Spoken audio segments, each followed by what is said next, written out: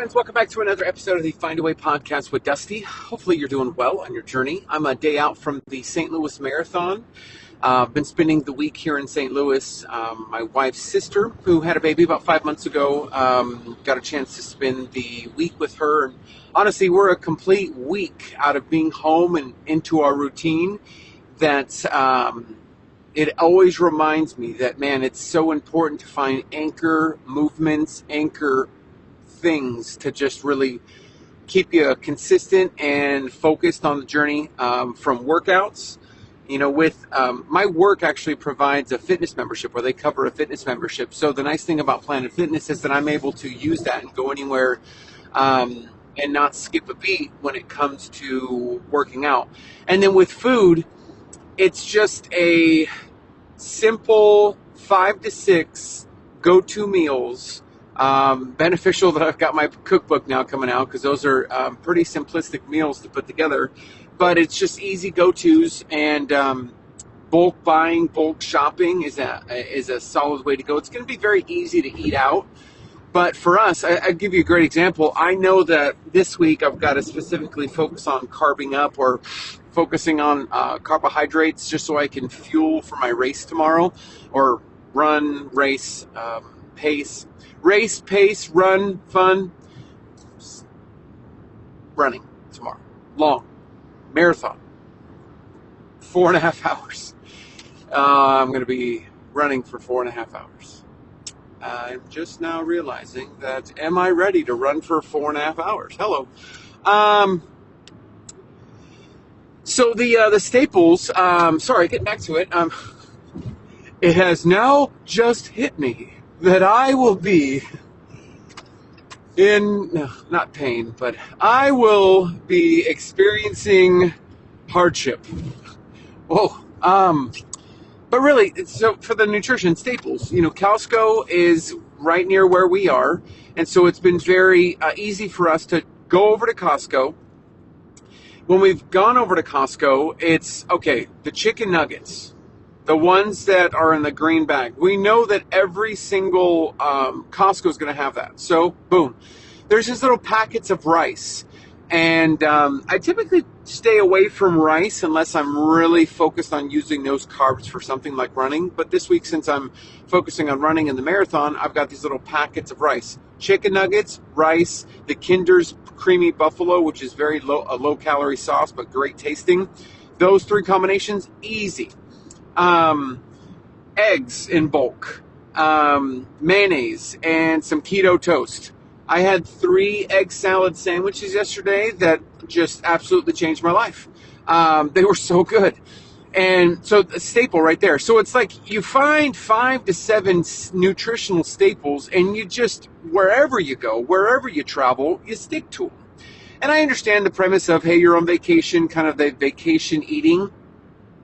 And there's like this, well, I'm not going to track, and I'm not going to focus so much on food. And that is totally something that so many people and so many of us do, that, hey, I'm going to take a break from it. And that's completely fine. I think when it comes down to lengthier, like we're going to be here for, I think, a total of 9 days. You know, it's not going to afford me much just to kind of not focus on prioritizing protein.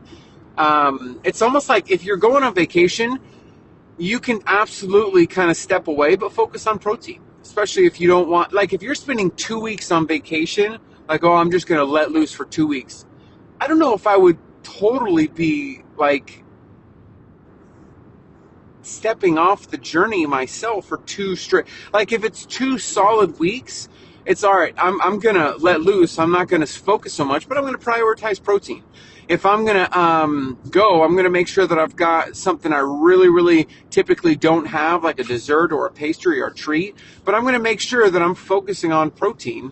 And that meal that I'm having, the brisket, the ribs, the chicken, the tacos, it's got a substantial amount of protein. It's finding that kind of balance and really getting into something that you enjoy. You know, the cheesecake. I don't want to say no to cheesecake. I typically limit that, but I don't want to limit it. Don't limit it, but just be, what would I say? just be mindful. Just be mindful, because this is something to where it's a lifestyle. It's a part of your life. It's like a part. It's not a part. It's a part of your life. Taking care of yourself. I think about when my wife and I used to go on lengthier vacations to like Playa de Carmen and stuff like that. It would absolutely be a break of I'd visit that all you can eat stand more times than I want to admit. But I absolutely focused on protein because they, like an omelet as a great example. I would go for the omelet, but I would absolutely go for they're the pandursas, or they're like the El Salvadorian treat bread, or I can't even say it, but the Mexican desserts, if you know what I mean. It's got it looks like bread, but it's got a color tint on top. Absolutely diving into that. But the omelet, I went ham on an omelet. I threw everything I could into that omelet, and it was so good. But I focused on the protein. I got the eggs from the omelet. I got the steak. I got the cheese. I got the vegetables. So you can eat really good and not focus so much on your macro or your calorie counts. You can do really, really well. And so that's just been such a reminder for myself that, I'm prioritizing as much as I can protein. I'm focusing heavily on what is my consistent go-to at home if I'm going to be here for 9 days and I've got the resources like Costco, like Planet Fitness. Let me just live the life I'm living back home here. And, 9 years later, that's just worked. That's just worked for me. 9 years later, I'm not, excuse me. I'm not 3 or 4 years in where I'm like, I'm discovering if this works. No, I know this works for me. I know it does because it's now been 9 years where it's worked and it's stayed off and it's been it's kept off. So as far as getting ready for the marathon, I just shared a story on Instagram, but I'll expand on it a little bit more, especially if you're training. If you're someone listening to this and you're training for a half marathon, you're training for a marathon, one of these lengthier bouts of exhaustion, of work, just know that if you've done your training and you get to the end of your training, you get to the end, there's something known as tapering. Essentially, your training, for an example, as a marathon is typically 16 weeks. You need to train for 16 weeks for a marathon.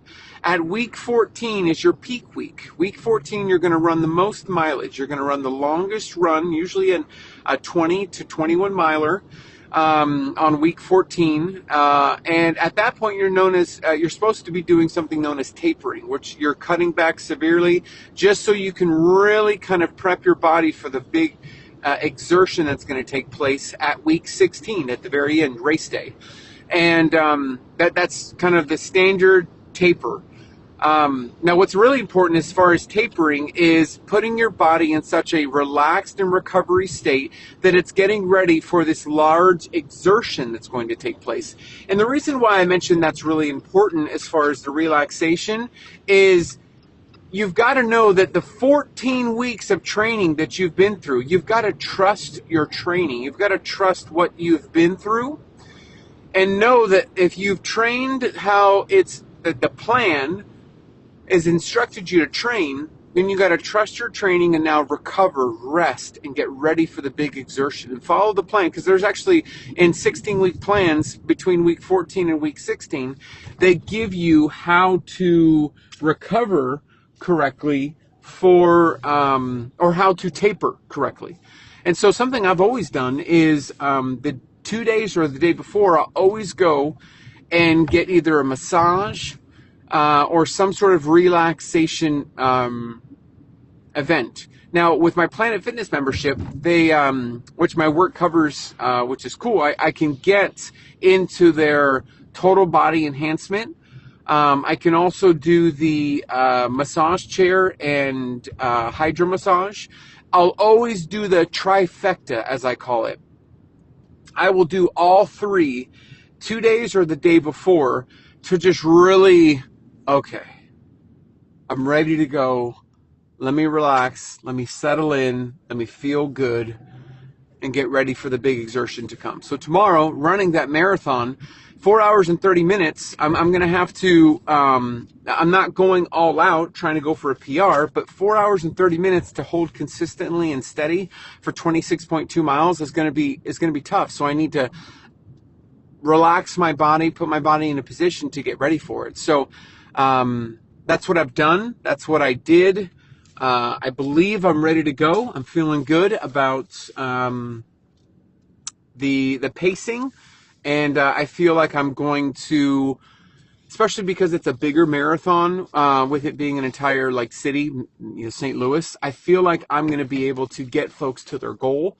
And I'm just excited about that. Like, I get to, someone who's been training for 3 or 4 months now has to put the work in tomorrow. And I get the opportunity to say, hey, if you want to finish at 4 hours and 30 minutes, I got you. I'll take care of the pacing. I'll take care of the thinking about time. And then you just follow behind and we'll get you there at 4 hours and 30 minutes. So pretty cool day for tomorrow. I'll try to share as much as I can what I see. And that's it. That's all, my friends. I hope you have a good rest of your weekend and good rest of your week coming up. And if you haven't joined the broadcast channel on Instagram, you are welcome to. Just share everyday quotes and motivation, do some polls and prompts and stuff like that. So good for you to join. But that's it. That's all. Hope you have a good rest of your day. Talk to you soon.